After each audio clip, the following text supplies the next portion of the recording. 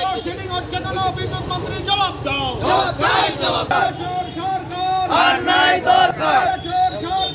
একদিকে গরম, গোদের উপর বিস্ফোরা, লোডশেডিং, মানুষ অসুস্থ হয়ে যাচ্ছে। এইরকম পরিস্থিতিতে আমরা এখানে এসে জানবার বা বোঝবার চেষ্টা করলাম যে এই লোডশেডিংটা হচ্ছে কেন।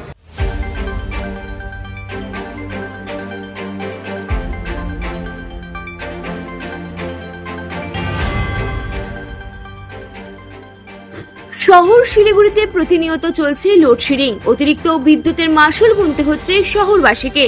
এরই প্রতিবাদে বিক্ষোভে সামিল হলো ভারতীয় জনতা পার্টি। বুধবার শিলিগুড়ি কাঞ্চনজঙ্ঘা স্টেডিয়ামের সামনে থেকে একটি মিছিল করে হাকিমপাড়া এলাকায় বিদ্যুৎ বিভাগের গ্রাহক সেবা কেন্দ্রের সামনে গিয়ে দীর্ঘক্ষণ বিক্ষোভ দেখালো বিজেপির ৩ নম্বর মণ্ডল কমিটির নেতৃত্ব ও কর্মীরা। এদিনের এই বিক্ষোভে উপস্থিত ছিলেন শিলিগুড়ির বিধায়ক শঙ্কর ঘোষও।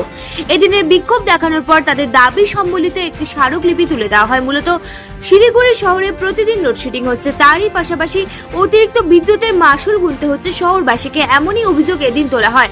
এর পাশাপাশি একবারে ৩ মাসের পরিবর্তে প্রতি মাসে যাতে বিদ্যুতের বিল শহরবাসী দিতে পারে তার ব্যবস্থা করার দাবি তুলে ধরা হয়। এদিন সংবাদ মাধ্যমের মুখোমুখি হয়ে এই বিষয় নিয়ে রাজ্য সরকারকে কটাক্ষ করেন শিলিগুড়ির বিধায়ক শঙ্কর ঘোষ।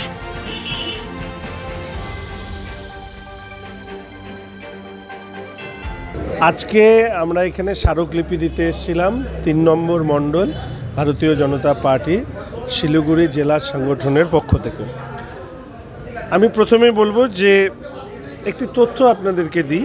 ৬ই জুন এই রাজ্যে বিদ্যুৎ ঘাটতির পরিমাণ ছিল ২১ লক্ষ ইউনিট, ৭ই জুন ২৬ লক্ষ ইউনিট, ৮ই জুন ৩১ লক্ষ ইউনিট।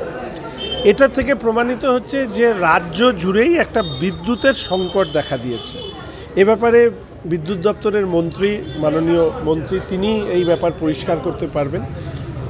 এর পাশাপাশি শিলিগুড়িও তো রাজ্যের বাইরে নয়, ফলে এর প্রভাব আমাদের শহরে পড়েছে। শিলিগুড়িতে এই ধরনের তীব্র দাবদাহ আমরা ইতিপূর্বে কখনো দেখিনি।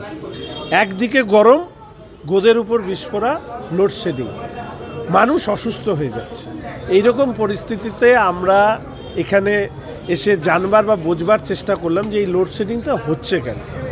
এখানকার যিনি দায়িত্বপ্রাপ্ত অফিসার আছেন তিনি যেটা বলছেন যে এই ব্যাপারে অন্য কোনো ধরনের সমস্যা থাকতে পারে, এটা ঘাটতির জন্য হচ্ছে কিনা এই ব্যাপারে তার কাছে কোনো উত্তর নেই। কিন্তু আমরা উত্তর খুঁজতে এসেছিলাম। আমি আশা রাখি উনি না জানলেও ঊর্ধ্বতন কর্তৃপক্ষ তারা বলতে পারবেন। আমি শুধু আপনাদের স্মরণে বলতে চাই যে একসময় এই রাজ্যে লোডশেডিং ছিল একটা ব্যাধির মতন। দীর্ঘ বেশ কয়েক বছর যাবৎ লোডশেডিং হচ্ছিল না।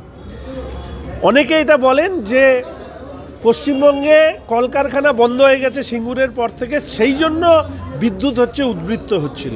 আমাদের রাজ্যের বিদ্যুৎ মন্ত্রীরা বলতেন আমরা অন্য রাজ্যকে বিদ্যুৎ বিক্রি করি।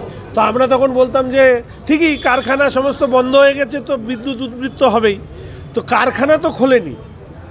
তাহলে এই যে ঘাটতি বিদ্যুৎ, এটা কিসের জন্য?